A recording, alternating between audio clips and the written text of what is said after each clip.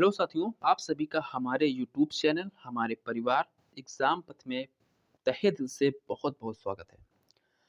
आज का हमारा जो टॉपिक है, वो है एनसीईआरटी का जो है दूसरा चैप्टर, ठीक है? अखेट खाद्य संग्रह से भोजन उत्पादन तक। ये जो है काफ़ी इंटरेस्टिंग टॉपिक है आप सभी के लिए और अगर आप इस वीडियो को पूरा देखेंगे, ध्यान से इसको समझेंगे, ठीक? तो आपको बहुत ज़्यादा जो है मज़ा आने वाला है और बहुत ही यूनिक है, बहुत ही यहाँ पे बेसिक चीज़ें आपको जानकारी मिलेंगी और सबसे बड़ी बात है कि यहाँ से एक आपका कॉन्सेप्ट जो है वो बहुत ज़्यादा डेवलप होने वाला है, ठीक है? तो अगर चैनल पे आप नए हैं, ठीक है, तो चैनल को सब्सक्राइब कर लीजिए, जिससे क्या होगा कि हमारी जो क्लासेस हो रही हैं, ठीक है, हमारी जितनी भी फैकल्टी आपकी क्लासेस ले रही हैं, तो आपके पास उनके जो है नोटिफिकेशंस जो हैं, वो आसानी से पहुँचते रहेंगे। साथ में ही जो ज़रूरतमंद आपके जो साथी हैं, ठीक, उनको भी ये वीडियो क्या कर सकते हैं आप लोग शेयर कर सकते हैं, जिससे कि उनको भी लाभ प्राप्त हो सके। हमारी एक ये मुहिम है कि हिंदी भाषी जो स्टूडेंट्स हैं, तो उनके लिए जो एनसीईआरटी का कंटेंट है, उन तक पहुँचाना है, ठीक है? तो हम लोग स्टार्ट करते हैं बिना किसी देरी के और हम अपनी क्लास पे आ जाते हैं, ठीक है? और आज की क्लास बहुत ज़्यादा अच्छी होने वाली है, तो आप लोग क्या करेंगे, पूरे वीडियो में हमारे साथ बने रहेंगे। ऐसी हम आप सभी से आशा करते हैं। आज का हमारा टॉपिक है आरंभिक मानव, ठीक है? आरंभिक मानव से आप सभी परिचित होंगे, जिसको हम लोग क्या बोलते हैं, हम लोग आदि मानव के भी नाम से बुलाते हैं। क्या बोलते हैं? आदि मानव, ठीक है? इस नाम से भी इसको हम पुकारते हैं। तो हम यहाँ पे बच्चों क्या सीखने वाले हैं, वो हम सीखने वाले हैं कि जो आरंभिक मानव थे, आखिर इधर-उधर क्यों घूमते थे? उनका जीवन घुमक्कड़ क्यों था? उनका जीवन खानाबदोश क्यों था? वो एक जगह पे स्थायी क्यों नहीं रुकते थे? ठीक? तो इन सब बातों पे आज हम लोग क्या करेंगे, डिस्कस करेंगे। ठीक है? सबसे पहले हम लोग ये देखते हैं कि मानव जो था, यहाँ पे उपमहाद्वीप आप कर लीजिए, महाद्वीप नहीं कीजिए। तो मानव जो था, इस उपमहाद्वीप में क्या था, 20 लाख वर्ष पूर्व जो है वो रहा करता था। उस मानव को हम क्या बोलते हैं, आखेटक और या खाद्य संग्राहक बोलते हैं। समझ लीजिए कि आखेटक क्या होता है। तो आखेटक होता है जो आखेट करता है, अर्थात वो मानव जो क्या करता है, शिकार करता है। क्या करता है? शिकार करता है। और खाद्य संग्राहक बच्चों किसको बोलेंगे, तो खाद्य संग्राहक बोलेंगे जो चीजों को इकट्ठा करे। ठीक है? मानव क्या करता था, चीजों को इकट्ठा करता था, जैसे फल फूल पेड़ पौधे पत्तियां सब क्या होते थे, उनका संग्रह भी करता था। इस कारण से क्या कर दिया गया, उसको खाद्य संग्राहक भी बोला गया। ठीक? तो इन्हीं चीजों के बारे में हम लोग जो आगे है, हम लोग विस्तार में डिस्कस करने वाले हैं। जो मानव को इस नाम से पुकारा गया, ठीक है, उसका आधार क्या था भाई, उसका बेस क्या था? तो उसका बच्चों बेस ये था कि जो भोजन इंतजाम करने की विधि थी, ठीक, क्योंकि आदि मानव जो प्रारंभ में जो मानव था, उसका मेन एक सबसे कहते हैं मुद्दा नहीं होता है कि हाँ, उसका एक उद्देश्य था कि भोजन की प्राप्ति करना। ठीक, उसी के लिए वो क्या करता था, दिन भर घूमा करता था। पूरा दिन इधर से उधर जंगल में यहाँ गया वहाँ गया, इस तरीके से क्या करता था, वो घूमा करता था। ठीक, शिकार करना, ठीक, या फलों को इकट्ठा करना, ठीक, या फूलों को इकट्ठा करना, वो सब उसका एक ही मैटर था कि हमको अपने भोजन की प्राप्ति करनी है, क्योंकि उसको कुछ ज़्यादा विशेष कोई नॉलेज नहीं था, समझे? तो इसलिए क्या करता था, वो घूमा करता था। फिर क्या है कि ये लोग क्या करते थे, जंगली जानवरों का शिकार करते थे। तो मानव क्या करता था, जो जंगली जानवर थे, उनका करता था शिकार। किस लिए? अपने भोजन के लिए। शिकार करने पे क्या होता था, उसको मांस की प्राप्ति हो जाती थी। क्या प्राप्त होती थी? उसको मांस की प्राप्ति होती थी, जिससे कि उसको अपना वो आहार बनाता था। साथ में ही मछलियाँ, मछलियों को पकड़ता था, चिड़ियों को पकड़ता था। तो इन सभी से क्या करता था, वो मांस की प्राप्ति करता था। साथ में ही फल एवं फूल, ठीक है, क्या है, फल एवं फूल, दाने, पौधे, पत्तियां, अंडे इकट्ठा करना, तो ये सब क्या है, ये सब का उनका संग्रह करता था। इन सभी को जंगल में क्या करता था, ढूंढता था, और ढूंढने पे इनको सभी चीजें प्राप्त होती थी, तो क्या करता था, इन सभी चीजों को वो इकट्ठा करता था, संग्रह उनका करता था, जिससे कि उनका क्या करे, भविष्य में उपयोग कर सके। ठीक, इस समुदाय के लोग क्या करते थे, एक जगह से दूसरी जगह घूमा करते थे। ये भी हमें समझना है कि अब हम बात करेंगे कि भाई जो ये मानव था, ये घूमता क्यों था? इसके लिए हमने आपको 4 कारण बताए हैं, जो कि आपकी एनसीईआरटी क्लास 6 में है, वो दिया हुआ है। ठीक है? मेन जो 4 कारण हैं कि मनुष्य जो था, वो घूमता क्यों था? तो पहले कारण पे हम लोग बात करेंगे कि पहला कारण ऐसा क्या था? तो पहला कारण ये था कि एक जगह पे बहुत दिन तक रहते तो क्या होता, आस-पास के जो पौधे, फलों और जानवरों को खा के समाप्त कर देते और जिनसे कि उन्हें अन्य जगह जाना पड़ता। तो आप स्वयं सोचिए कि अगर हम कहीं पे मौजूद हैं, ठीक है? और हमारे आस-पास जो भी चीज़ें हैं, अगर हम उन पर वो चीज़ें सीमित हैं और हम उन पे क्या करते हैं, निर्भर करते हैं। तो क्या होगा कि जो रिसोर्सेज़ हैं, एक समय ऐसा आएगा कि वो चीज़ें क्या हो जाएँगी, समाप्त हो जाएँगी। तो अगर वो चीज़ें समाप्त हो गईं और हम उन पर निर्भर हैं, तो मजबूरी में क्या होगा, हमको वो जगह छोड़नी पड़ेगी और हमें कहाँ पे जाना पड़ेगा, जहाँ पे हमें वो चीज़ें फिर से प्राप्त हो जाएँ। ठीक है?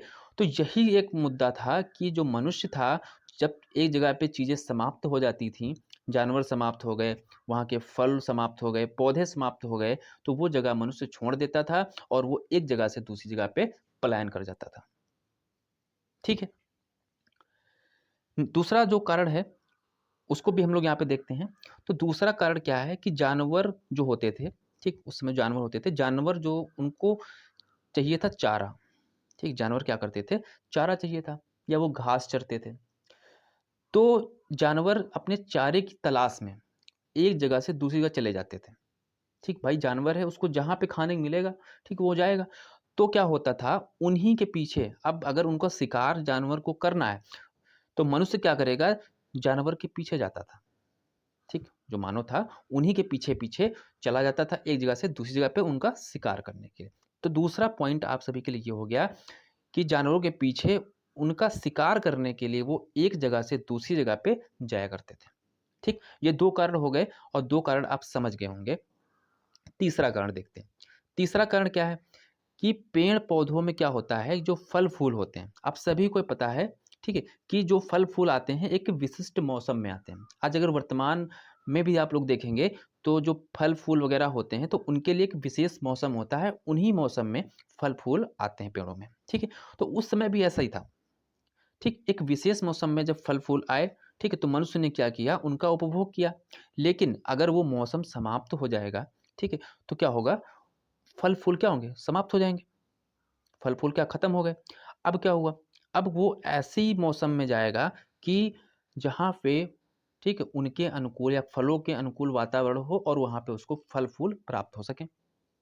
तो इसलिए भी क्या हुआ? मनुष्य एक जगह से दूसरी जगह पे पलायन कर गया। ठीक है? जिस मौसम में उसको अनुकूल वातावरण प्राप्त हो गया, ठीक है? उसकी जो ज़रूरतें थी वो पूरी हो गई तो उस मौसम में वो चला गया। तो एक मौसम भी एक बहुत विशेष वजह थी, ठीक है? मनुष्य के एक जगह से दूसरी जगह पे जाने के लिए। ठीक है? नेक्स्ट चौथा कारण देखते हैं। चौथा कारण जो है महत्वपूर्ण है, पानी की तलाश। आप ये बताइए हमको, आप खुद से सोच लीजिए कि जो पानी है, क्या पानी आपको हर कहीं मिल सकता है? आप कहीं पर भी जाएँ, क्या पानी आपको मिलेगा? ठीक? आपका जवाब होगा नहीं। क्यों? क्योंकि पानी जो होता है, वो सब कहीं नहीं हो सकता। पानी नदियों में आपको मिल सकता है, तालाबों में मिल सकता है, समुद्र में मिल सकता है। अब पानी पीने कोई समुद्र में तो जाएगा नहीं, ठीक है? तो मनुष्य क्या करता था, जैसे मान लो मनुष्य किसी नदी के किनारे रह रहा है, ठीक है? तो उसको वहाँ जल की प्राप्ति हो रही है। तो एक विशेष समय ऐसा आया कि भाई नदी सूख गई, नदी में पानी घट गया, नदी सूख गई, ठीक है? तो क्या हुआ, मनुष्य को अब पानी वहाँ से तो प्राप्त हो नहीं पाएगा। तो मजबूरी में क्या होगा, मनुष्य जो है उस जगह को ढूँढेगा कि जहाँ पे उसको जल की प्राप्ति हो जाए। तो एक सबसे इम्पोर्टेंट वजह ये भी थी कि वो पानी की तलाश में पलायन करता था। एक जगह से दूसरी जगह घूमा करता था, जहाँ पे उसको जल मिलता था, ठीक है? वहीं पे वो रुक जाता था। ठीक? तो ये जो 4 कारण हो गए, ठीक है? जो इसके चक्कर में मनुष्य क्या था, वो एक जगह से दूसरी जगह घूमता था। अब उसका जीवन जो था, वो घुमक्कड़ प्रकार का था। ठीक? आशा करते हैं आपको चारों जो कारण हैं, बहुत अच्छे से समझ में आ गए होंगे। अब हम क्या बात करते हैं कि आरंभिक मानव के विषय में जानकारी कैसे मिलेगी हमको, ठीक है? कैसे हम प्राप्त करेंगे जानकारी कि भाई आरंभिक जो मानव था, उसका जीवन कैसा था, ठीक? लोग क्या खाते थे, लोग क्या करते थे, लोग कैसे कपड़े पहनते थे, पहनते भी थे कि नहीं पहनते थे? बहुत सारी बातें होती हैं। आप सोचेंगे इतिहास है, आप अगर सोचना शुरू करेंगे ना तो आपके दिमाग में बहुत सारे प्रश्न आएँगे और वो प्रश्न जब सुलझेंगे, ठीक है? जब आप क्या करेंगे? उसकी खोजबीन करेंगे, उसको जानने का प्रयास करेंगे, तब आपको वो चीज़ें क्लियर होंगी, ठीक? और इसी का जवाब जो हमारी एनसीईआरटी होती है आपको देती है। इसीलिए कहते हैं कि एनसीईआरटी पढ़ना इम्पोर्टेंट है, ठीक है? पुरातत्वविद, आप सभी को पता होगा, ये क्या करते हैं? ये जो अवशेष होते हैं, अब वो चाहे जानवरों के क्या कह सकते हैं कंकाल हो जाएँ, ठीक है? या हड्डियाँ हो जाएँ, ठीक है? या फिर कुछ इमारतें हो जाएँ, तो ये सब अवशेष होते हैं, उनका अध्ययन करते हैं, ठीक है? अब वो अवशेष कैसे प्राप्त होते हैं? उनकी कोई खुदाई करता है, नदियों में मिल गए, ठीक है? ज़मीन पे मिल गए या जंगलों में मिल गए, तो ये सब अवशेषों को इकट्ठा करते हैं और उनको क्या करते हैं, उनका अध्ययन करते हैं और उनके उसी आधार पे कुछ साक्ष्य पेश करते हैं, ठीक? कुछ निष्कर्ष पर पहुँचते हैं कि हाँ, पहले मानव ये करता था, पहले मानव ऐसे कपड़े पहनता था, मानव घूमा करता था, इस प्रकार का भोजन करता था, तो ये सब चीज़ें होती हैं, ठीक? तो ये पुरातत्वविद का कार्य होता है। आगे हम लोग पढ़ेंगे। तो पुरातत्वविद कुछ ऐसी वस्तुएं प्राप्त की जिनका निर्माण और उपयोग क्या किया था, आरंभिक मानव ने किया था, ठीक? आदि मानव ने क्या किया था, अपनी जरूरतों के हिसाब से, ठीक? जिससे कि उसकी जरूरतें पूरी हों, इस और उसका जो मेन मोटिव ये था कि उनका निर्माण करना और उपयोग करना, ठीक है? बहुत सारी ऐसी वस्तुएं हैं, ठीक? आगे हम लोग पढ़ेंगे। सबसे पहले हम बात करें पत्थर, तो भाई आदि मानव जो था, हमारा प्रारंभिक मानव था, तो उसके लिए पत्थर जो था वो सबसे इंपॉर्टेंट था, ठीक है? सबसे इंपॉर्टेंट पत्थर था। पत्थर, लकड़ियों तथा हड्डियों के औजार, ठीक है? पत्थर, लकड़ी और हड्डी। अब क्या होता था, प्रारंभिक मानव पत्थरों से क्या बनाता था, औजार बनाता था, पत्थरों से औजार बनाता था। साथ में ही कुछ जानवरों की जो हड्डियां होती थी, हड्डियों से भी औजार बनाता था, ठीक है? हड्डियों से भी औजार बनाता था और उनका उपयोग करता था, किस लिए? शिकार के लिए। जो पत्थर होते थे उनको नुकीला करके, या उसमें कह सकते नहीं एक नोक है, ठीक? तो कई प्रकार से उनका इस्तेमाल होता, वो शिकार के लिए वो मानव करता था। इन औजारों का उपयोग मानव क्या करता है, शिकार करने के लिए, वही चीज मैंने बताई आपको। फल फूल काटने के लिए, हड्डियां व मांस काटने के लिए, लकड़ियां काटने के लिए, लकड़ियों का प्रयोग झोपड़ी बनाने, ईंधन के रूप में, आगे हम ये बातें करेंगे, ठीक है? इन सभी चीजों के लिए औजारों का जो मानव था वो प्रयोग करता था, ये आपको पता होना चाहिए। मांस है, कोई जानवर का शिकार किया तो ऐसा तो नहीं कि उस जानवर को पूरा पूरा खा जाएगा, भाई उसको काटेगा ना, काट के ही खाएगा, ठीक? क्योंकि पूरे जानवर को एक साथ खाना थोड़ा ना मुमकिन है। फल फूल हो गए, उनको भी काटना होता होगा, लकड़ियां काटना है जैसे, ठीक है? तो ये सब चीजों के लिए क्या करता था, मनुष्य औजार बनाता था। अब आपको हम यहाँ पे कुछ पिक्स दिखा रहे हैं, आप लोग देखिए। एक औजार आपको ये दिख रहा है, ठीक है? और एक औजार आपको ये दिख रहा है, दो औजार आपको यहाँ पे नजर आ रहे हैं, ठीक है? ये जो है वो ये मनुष्य द्वारा बनाए गए थे, ठीक है? तो ये आपको औजार जो दिख रहा है, इससे मनुष्य क्या कर रहा है, देखिए यहाँ पे जो जड़ है उसकी खुदाई कर रहा है। क्या कर रहा है, जड़ है पेड़ की, उसकी ये खुदाई कर रहा है, देख सकते हैं आप लोग। और ये औजार आपको यहाँ पे एक और दिख रहा है, इससे क्या कर रहा है, एक आपको एक खाल दिख रही होगी, ठीक है? खाल है और उसको क्या करना है, जानवरों के शरीर से बाहर निकालना है। देखिए यहाँ पे बहुत आसानी से आपको यहाँ पे दिख रहा होगा, ठीक है? तो यहाँ पे एक ये भी कह सकते हैं कि भाई जड़ों को खुदाई के लिए मनुष्य जो था औजार बनाता था, और साथ में जानवरों की जो खाल होती थी, ठीक है, उसका भी क्या करता था, उनके शरीर से उनको निकालने के लिए भी औजार बनाता था, ठीक है? अब बात आती है रहने की जगह निर्धारित करना। अब मनुष्य को रहना कहाँ पे, ठीक है? तो रहने की जगह कैसे मनुष्य ने निर्धारित की, ठीक? जैसे जैसे अभी समय आगे बढ़ेगा, पूरा पाषाण काल के आगे बढ़ेंगे, तो मनुष्य के जीवन में क्या होगा, बदलाव आने शुरू होंगे, हम लोग धीरे धीरे पढ़ेंगे। तो मनुष्य ने रहने की जगह कैसे निर्धारित की, हमें कहाँ पे रुकना है, मुझे कहाँ पे रहना है, ठीक है? ये निर्धारण कैसे किया उसने, तो इसके लिए भी हमने कुछ पॉइंट्स लिखे हैं, ठीक है? वो आपको यहाँ पे ध्यान रखने हैं। ठीक है, आपको यहाँ पे मैं दिखाना चाहता हूँ, एक सेकेंड। हाँ ठीक है, ये आ गया आपका। तो सबसे पहला पॉइंट हम देखते हैं।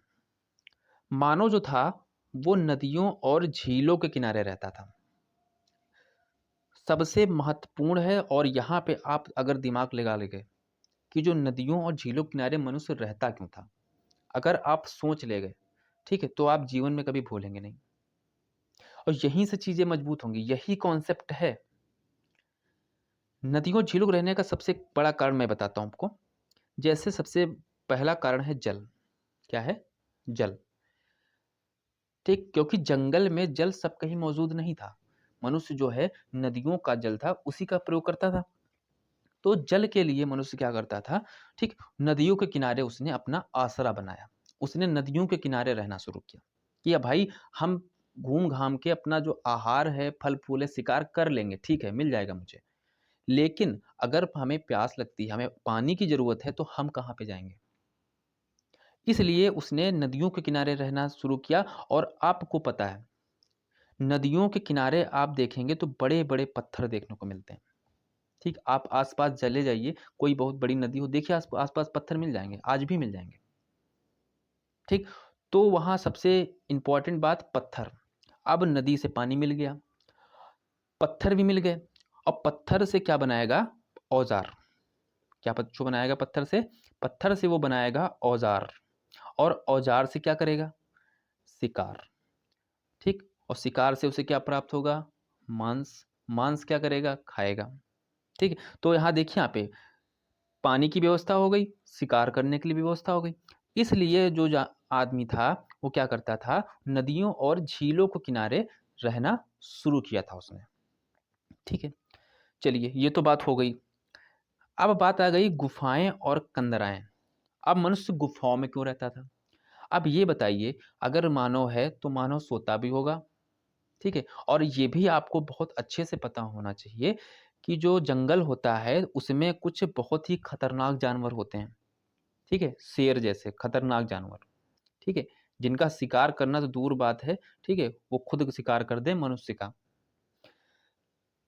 तो उन जंगली जानवरों से खुद को बचाने के लिए, ठीक है, खुद को बचाने के लिए मनुष्य क्या करता था? गुफाओं और कंदराओं में रहता था। साथ में क्या करता था? अगर मान लो बारिश आ गई, आंधी तूफान आ गया, तो क्या करेगा? तो भी गुफाओं और कंदराओं में सुरक्षित रह सकता है, इसके लिए भी उसने गुफाओं कंदराओं में रहना शुरू किया। ठीक है, या कोई आपदा आ गई, उसमें के लिए भी क्या है? गुफाएं और कंदराएं जो हैं उसके लिए सुरक्षित स्थान थे। तो इसलिए उसने गुफाओं और कंदराओं में भी रहना प्रारंभ कर दिया। ठीक है, फिर है मनुष्य गर्तावास। हाँ, ये गर्तावास के बारे में आगे पढ़ेंगे, जो जमीन में गड्ढा बना के रहते हैं। ठीक है, तो मनुष्य क्या है? गर्तावास में भी रहता, जमीन में गड्ढा खोद लेता था और उसके नीचे क्या करता था? वो रहना शुरू किया था। कारण क्या था? उसका भी एक कारण था कि जैसे सर्दियां आ गई, ठीक है, तो क्या किया? वो नीचे चला गया। अब वो नीचे जमीन में रह रहा है तो उसकी सर्दियों से है वो सुरक्षा हो सकती थी। ठीक है, इसलिए मनुष्य ने गर्तावास में भी निवास करना प्रारंभ कर दिया। तो ये कुछ कारण थे कि मनुष्य ने जो है कहाँ कहाँ और क्यों रहना प्रारंभ किया। ठीक है, अब हम बात करते हैं पुरास्थल की। पुरास्थल क्या होते हैं? तो पुरास्थल वो होते हैं जहाँ औजार, बर्तन और इमारतें जैसी वस्तुएं, ठीक है, बहुत सारी वस्तुएं होती हैं, वो सब क्या होती हैं? उनके अवशेष प्राप्त होते हैं, अर्थात बची हुई चीजें। उनका निर्माण लोगों ने क्या किया? अपने काम के लिए किया, और बाद में उनको छोड़ के वो वहां से चले गए। जैसे मानव था, ठीक, उसने कुछ निर्माण किया, कुछ बनाया, ठीक, उसका उपयोग किया, और उसके बाद क्या हुआ? उसको छोड़ के वो चले गए। ठीक है, तो ऐसे स्थानों को क्या बोलते हैं? पुरास्थल कहते हैं। ठीक है, और इन्हीं पुरास्थलों का जो अध्ययन करने वाले क्या कहलाते हैं? पुरातत्वविद कहलाते हैं। ठीक है, और ये जो पुरास्थल है वो कहाँ कहाँ आपको मिल सकते हैं? पुरास्थल नहीं, हाँ, जो ये साक्ष्य हैं, ठीक है, ये कहाँ कहाँ प्राप्त होते हैं? ये जमीन के अंदर भी मिल सकते हैं, जमीन के ऊपर भी मिल सकते हैं, समुद्र में भी मिल सकते हैं, और नदी में भी मिल सकते हैं। तो ये कहीं पर भी आपको प्राप्त हो सकते हैं। ठीक है, जो पूरा स्थल है वो कहीं पर भी आपको प्राप्त हो सकते हैं, या कह सकते हैं जो कुछ अवशेष हैं, ठीक है, या कुछ साक्ष्य हैं, ठीक है, ये आपको कहीं पर भी उपलब्ध हो जाते हैं। इसी की तलाश में क्या होते हैं, जो पुरातत्वविद हैं वो घूमा करते हैं, और जो कुछ मिलता है, ठीक है, उसका क्या करते हैं, शोध करते हैं, कह सकते हैं, ठीक है, या उस पर रिसर्च करते हैं, ठीक है, ये आप ध्यान रखेंगे। अब आती बात आग की खोज। आग की खोज कब हुई, बताइए आप लोग। तो ऐसा माना जाता है कि बच्चों आग की खोज जो है वो पूरा पाषाण काल में हुई। कहाँ पे, पूरा पाषाण काल में हुई। लेकिन आपको ध्यान रखना है, ये पूरा पाषाण काल के अंतिम चरण में हुई है, ठीक है, पूरा पाषाण काल के अंतिम चरण में हुई है। तो मनुष्य उसका बेहतर ढंग से उपयोग करना नहीं सीख पाया था। आग की खोज तो बेशक उसने कर ली थी, लेकिन कहें कि हाँ, उसका एक सिस्टमैटिक तरीके से प्रयोग करना वो मनुष्य को नहीं आया था, ठीक है। अगर सिस्टमैटिक ढंग से प्रयोग की हम बात करें, तो आग का व्यापक रूप से जो प्रयोग देखने को मिलता है वो मिलता है नवपाषाण काल में, ठीक है। नवपाषाण काल से जो है व्यापक रूप से उसका प्रयोग मिलता है, और एक सिस्टमैटिक तरीके से मनुष्य ने उसका प्रयोग करना शुरू किया। जैसे आग जलाना हो गया, ठीक है, या कह सकते हैं प्रकाश के लिए उसका प्रयोग करना, अच्छे से भोजन पकाना पकाना, और भी जो अनाज है उनको पकाना, तो ये सब नवपाषाण काल में है, ठीक है। तो खोज अगर की पूछे कि आखिर खोज कब हुई है, तो आप कहेंगे कि पूरा पाषाण काल में हुई, लेकिन उसका जो व्यापक प्रयोग है वो पूछे तो आप बताएंगे नवपाषाण काल में, ठीक है। तो यहाँ से क्या हुआ, कुछ पुरास्थल ऐसे थे जहाँ पे क्या मिले, राख के अवशेष मिल गए। कहाँ मिले हैं, राख के अवशेष मिले। अब जब राख के अवशेष मिले, तो जाहिर सी बात है, अगर वहाँ पे राख मिली है तो इसका मतलब कि वहाँ पे आग रही होगी। अब बिना आग से कुछ जले हुए क्या राख बन सकती है, नहीं बन सकती। तो वहाँ पे क्या रहा कि कुछ ऐसे कह सकते हैं झोपड़ियाँ थीं या अनाज के दाने थे, ठीक है, वो जल गए होंगे, या उनको जब वो जगह छोड़ी होगी मानव ने, तो उनको क्या होगा, जला दिया होगा, ठीक है। तो उन सभी के क्या मिले, अवशेष प्राप्त हुए, ठीक है। तो इन्हीं अवशेष के आधार पे ये निष्कर्ष निकाला गया कि जो आरंभिक मानव था वो आग जलाना सीख गया था। क्या था, आग जलाना उसने सीख लिया था। इस आधार पे ये कहा गया। आग का प्रयोग करता क्यों था, मैंने आपको बताया, मानव प्रकाश के लिए करता था, ठीक है। अगर किसी गुफा में रह रहा है, ठीक है, या कहीं झोपड़ी में रह रहा, तो उसको प्रकाश की भी आवश्यकता रही होगी। जब उसने समझ लिया होगा, ठीक है, कि हम इसका प्रयोग इसलिए कर सकते हैं, तो उसने प्रकाश के लिए भी उसका प्रयोग बेशक किया होगा। मांस को भूनने, अब भाई कच्चा मांस जो होता है वो तो इतना कुछ स्वादिष्ट लगेगा नहीं, तो मांस को भूनने, ठीक, भून कर खाना, उसके लिए भी आग का प्रयोग, मनुष्य जो था आगे चल के भोजन को पका के खाना शुरू कर दिया, ठीक है। फिर क्या है कि खतरनाक जानवरों को दूर भगाने। आपको पता है जानवर लोग जो होते हैं वो आग से तो भयभीत होते ही होंगे, तो उनको दूर भगाने के लिए क्या करता होगा, जो आस पड़ोस जो होगा अपने आग का प्रयोग करता रहा होगा, कि जो जंगली जानवर हों वो आग देखकर अंदर ना आए और आग देखकर वो भाग जाएं, ठीक है। इसलिए भी आग का प्रयोग वो करता होगा। अब हम बात कर लेते हैं कि जो कुछ काल के हिसाब से डिवाइड किया गया है, जैसे पूरा पाषाण, मध्य और नवपाषाण का है, तो इसका टाइम पीरियड बच्चों इंपॉर्टेंट है। और आप लोग ये अलग अलग किताबों में देखते हैं, किसी में कुछ लिखा हुआ है, किसी में कुछ लिखा हुआ है, ठीक है। तो आप लोग इतना जानिए, आप लोग एनसीईआरटी का जो साक्ष्य है, ठीक है, वो अकाट्य है, ठीक है। आप एग्जाम में करके एनसीईआरटी के अनुसार आपने अगर लगाया है, ठीक है, तो आपका वो सही माना जाएगा, ठीक है। तो चलिए हम लोग बात कर लेते हैं पूरा पाषाण। सबसे पहले पूरा माने क्या है, प्राचीन, और पाषाण माने पत्थर। जो सबसे प्राचीन काल है वो क्या है, पूरा पाषाण काल है। इसका टाइम पीरियड जो है आपके लिए बहुत ज़्यादा इंपॉर्टेंट है। तो पूरा पाषाण काल का जो टाइम पीरियड है वो 20 लाख वर्ष पहले से कितना है, 12,000 वर्ष पहले माना जाता है। ये आप नोट डाउन कर लीजिए, ठीक, दिमाग में ये बात आप सेव कर लीजिए कि जो पूरा पाषाण काल का टाइम पीरियड है वो 20 लाख वर्ष पूर्व से 12,000 वर्ष पूर्व है। एकदम ऑथेंटिक डेटा है, एनसीईआरटी का है, ठीक है। फिर क्या है, पूरा पाषाण काल आपको पता है बहुत बड़ा था। करीब बताते हैं 90% जो घटनाएं हैं पाषाण काल की वो इसी में घट जाती हैं। तो अध्ययन करना भी एक बड़ी चुनौती थी। तो क्या किया गया, इतिहासकारों ने बच्चों इसको क्या किया, 3 भागों में बाँट लिया, जिससे कि अध्ययन करने में थोड़ी आसानी हो जाए। किस आधार में बँटा, पहला आरंभिक पूरा पाषाण काल, मध्य पूरा पाषाण काल और उत्तर पूरा पाषाण काल। 3 पार्ट्स में इसको डिवाइड कर लिया, जिससे कि अध्ययन करने में या उनको चीज़ों को समझने में आसानी हो गई। मानव इतिहास की 99% घटनाएँ जो हैं इसी काल में घटित हो गई। तो सबसे बड़ा जो काल था वो कौन था? पूरा पाषाण काल था। ठीक है? मध्य पाषाण काल का टाइम क्या था? तो ये 12,000 वर्ष पहले से लेके 10,000 वर्ष तक ये माना जाता है। ठीक है? 12,000 वर्ष पहले से लेके 10,000 वर्ष तक ये माना जाता है मध्य पाषाण काल का। ठीक है? इसको क्या बोलते हैं? इसको मेसोलिथ बोलते हैं। ये भी आपको ध्यान रखना है। जो मध्य पाषाण काल है, इसको हम मेसोलिथ के भी नाम से जानते हैं। ध्यान हो, इस काल के जो औजार थे बहुत छोटे हो गए थे। पूरा पाषाण काल में जो औजार थे वो बहुत बड़े थे। ठीक है?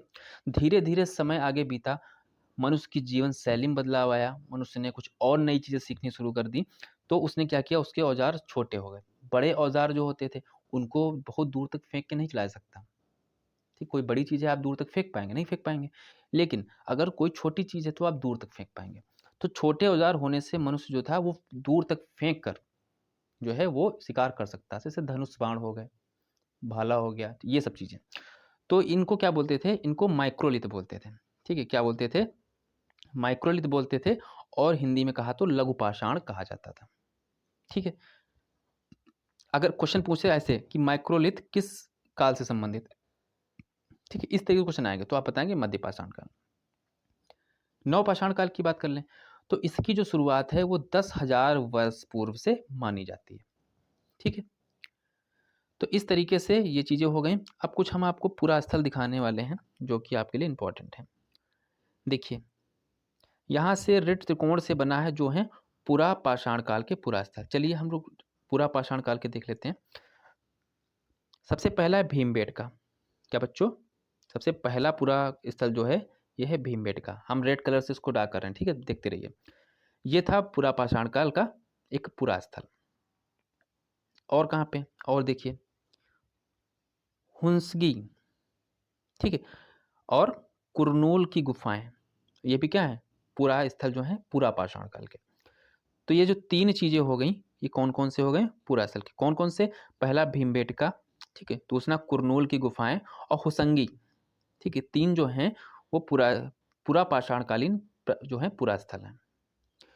फिर आपको स्क्वायर से दिखाया गया है और ब्लू से, ये है आपके नव पाषाण काल के। चलिए देखते हैं कहाँ कहाँ पे हैं। तो नव पाषाण काल में हम लोग बात करें तो ऊपर से देखते हैं। हाँ, ये मेहरगढ़। मेहरगढ़ से तो साक्ष्य तो पूरा पाषाण काल से लेके और हड़प्पा तक तो मिले हैं। ठीक, मेहरगढ़ बहुत लेंथी है। ठीक है?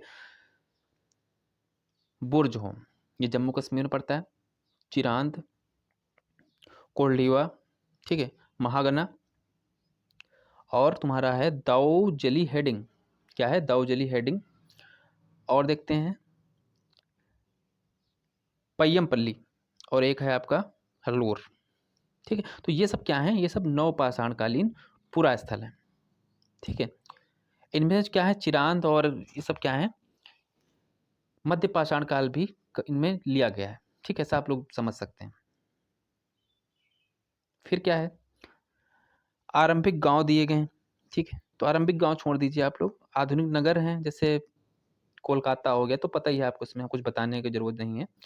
कोलकाता हो गया और तुम्हारा मुंबई हो गया, ठीक है, चेन्नई हो गया, दिल्ली हो गया, सब क्या है? आरंभिक नगर। तो ये सब जानते हैं आप लोग, इनसे बारे में बताने की जरूरत नहीं। तो ये सब क्या है? ये पूरा पाषाणकालीन और नवपाषाण के जो पूरा स्थल हैं जो प्राप्त हुए हैं। ठीक है? तो इनके नाम आप लोग ध्यान रखेंगे। ठीक है? तो आज की बच्चों की क्लास जो होती है एक समाप्त हो जाती है। ठीक है? और हमने जो जितनी भी बेसिक चीज़ें थी वो हमने क्लियर कर दी हैं। और इस चैप्टर में एक और वीडियो आपको देखने को मिलेगा। ठीक है? और ये चैप्टर समाप्त हो जाएगा। ठीक है? चीज़ें हमने छोड़ी नहीं है, हर चीज़ को यहाँ पे कवर करने की कोशिश की है, इसलिए थोड़ा 2 वीडियो बन जाते हैं। ठीक है? लेकिन आपकी सहूलियत के लिए है। ठीक है? एक बार आप अच्छे से कवर कर लेंगे, ठीक, दोबारा आपको पढ़ने की आवश्यकता नहीं पड़ेगी। ठीक है? तो आज के लिए दोस्तों इतना ही रखना चाहेंगे। और नेक्स्ट वीडियो में हम लोग बात करेंगे जो बदलती जलवायु है, ठीक, उसमें मानव जीवन में क्या परिवर्तन है, और उसके आगे जो हम लोग पढ़ेंगे जो मनुष्य का जो जीवन है कैसे स्थायी हो गया। ठीक है? तो इन सब चीज़ों के बारे में हम लोग बातें करेंगे। चैनल को आप लोग सब्सक्राइब कर लीजिए, जुड़ जाइए हमसे, और वीडियो पसंद आया तो आप लोग लाइक भी कर सकते हैं, और साथ में अपने फ्रेंड्स को शेयर कर दीजिए। ठीक है? मिलते हैं नेक्स्ट वीडियो में। आज के लिए दोस्तों इतना ही। जय हिंद।